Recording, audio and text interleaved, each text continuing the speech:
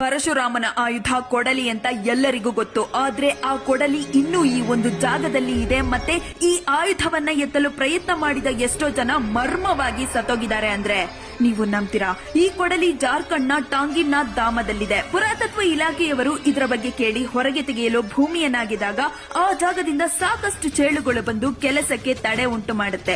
ಆ ಊರಿನ ಜನರು ಒಬ್ಬ ವೆಲ್ಡಿಂಗ್ ಮಾಡುವ ವ್ಯಕ್ತಿಯನ್ನ ಕರೆಸಿ ಅದನ್ನ ಕತ್ತರಿಸಲು ನೋಡ್ತಾರೆ.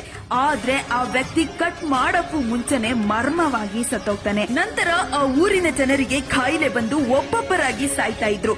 ಆದ್ರೆ ಯಾವಾಗ ಅಲ್ಲಿನ ಜನರು ಈ ಕೊಡಲಿಯ ವಿಚಾರ ಬಿಟ್ರೋ ಅಲ್ಲಿಗೆ ಪರಿಸ್ಥಿತಿ ನಾರ್ಮಲ್ ಆಗುತ್ತೆ. ಆಶ್ಚರ್ಯ ಏನಂದ್ರೆ ಈ ಕೊಡಲಿ ಭೂಮಿಯಲ್ಲಿ ಎಷ್ಟು ಆಳದವರೆಗೂ ಹೋಗಿದೆ ಅಂತ ಇಲ್ಲಿವರೆಗೂ ಯಾರಿಗೂ ಕೂಡ ಗೊತ್ತಿಲ್ಲ. ಯಾವಾಗ ಕೊಡಲಿ ಹೊರಗೆ ಬರುತ್ತೋ ಅಂದೇ ಪರಶುರಾಮ ಈ ಆಯುಧವನ್ನ ಕಲ್ಕಿಗೆ ಕೊಟ್ಟು ಕಲಿಯುಗ ಅಂತ್ಯ ಆಗುತ್ತೆ ಅನ್ನೋ ನಂಬಿಕೆ ಇದೆ. ಸೊ ನಾನು ನಿಮ್ಮ Sonu, welcome to my page.